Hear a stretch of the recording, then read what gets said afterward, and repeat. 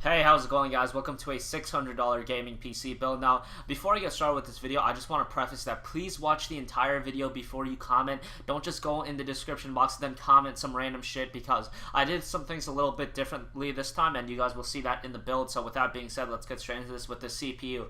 For the CPU, which is the big change in the build, I went with the AMD Athlon 2 X4 640 3.0 GHz socket AM3 CPU, 95 watts. It's a quad-core CPU. Now, you guys might be asking, why am I going with such an old CPU? It's because I wanted to get something that was pretty decent, and it's $80, and it's a quad-core CPU. Runs on the AM3 socket, so there is some upgradability options with the motherboard we chose. And, you know, it is a quad-core CPU, so it's going to work well. Yes, it's a weaker quad-core CPU, but a quad-core is still quad-core. And I really wanted to save a lot of money because I wanted to try to do something a little bit differently, and I wanted to try to fit a really high-end GPU in a really budget-end build. So that's why I went with the Athlon 2 X4. Now, the CPU is still going to work really well in the build, especially if you're playing at higher resolutions, because at lower resolutions, the CPU does tend to affect games more than the graphics card. But yeah, if you're playing at 1080p, this Athlon 2 X4 is going to work really well.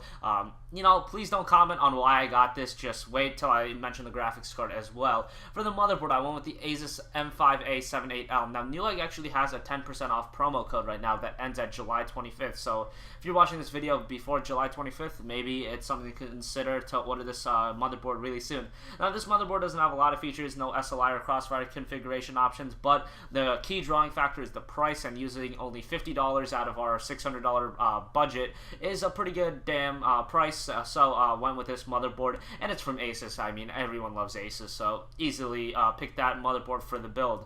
Now, for the RAM, I was having a really hard time picking whether or not I wanted to get 4 gigs of RAM or 8 gigs of RAM. I opted to go with the 8 gigs of RAM just because I figured, you know, 8 gigs of RAM, might as well get it now, because 8 gigs is going to start becoming more and more of a necessity. For 78 bucks, that's not too bad of a price. Well, actually, it is pretty higher than what RAM used to be, but I wanted to get 8 gigs of RAM in this machine, so I figured you guys are going to like 8 gigs, so why not go throw 8 gigs in our cart? And yeah, 8 gigs of RAM is going to work perfectly well with the build. No point in getting 16 on a low-end build like this. Shouldn't really say low-end build, because this is more mid-range. So yeah, 8 gigs of RAM right there. For the graphics card and what is considered the crux of a gaming PC build, I'm with the EVGA GeForce GTX 760.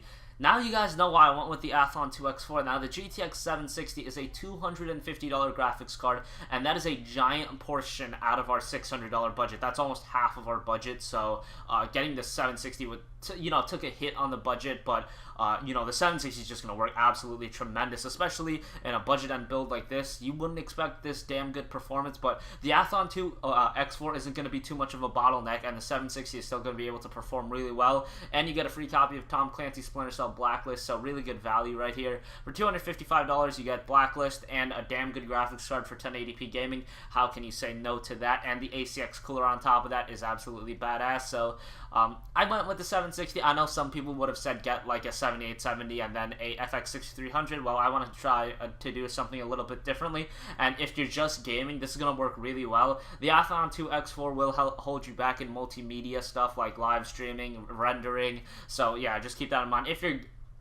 If you're looking to live stream and edit, what I would do is I would knock down the 760 to a 7870, and then I'd replace the Athlon 2 X4 with the FX 6300. So, best of both worlds, depending on what you want, if you do want to edit or if you just want a game. So, a couple options right there. For the power supply, I went with the Corsair Builder Series CX500 500 watt power supply, 80 plus bronze certified.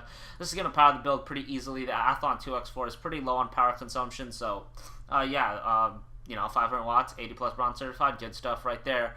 For the hard drive, I'm on with Western Digital WD Blue 1 terabyte, 7200 RPM, 70 bucks. You guys already know what I say.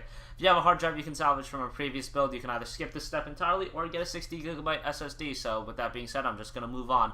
Finally, for the case, something I also took kind of a hit on, but it's still not a bad case. I went with the NZXT Source 210. Kind of a lower end case, especially on a $600 build, but we had to take some hits on some areas. So, interior before outerior. And the Source 210 is still a pretty solid case, so yeah, that's going to work pretty well for the build. So thanks for watching this video, guys. Remember to like this video, comment, and I will catch you guys later. Peace.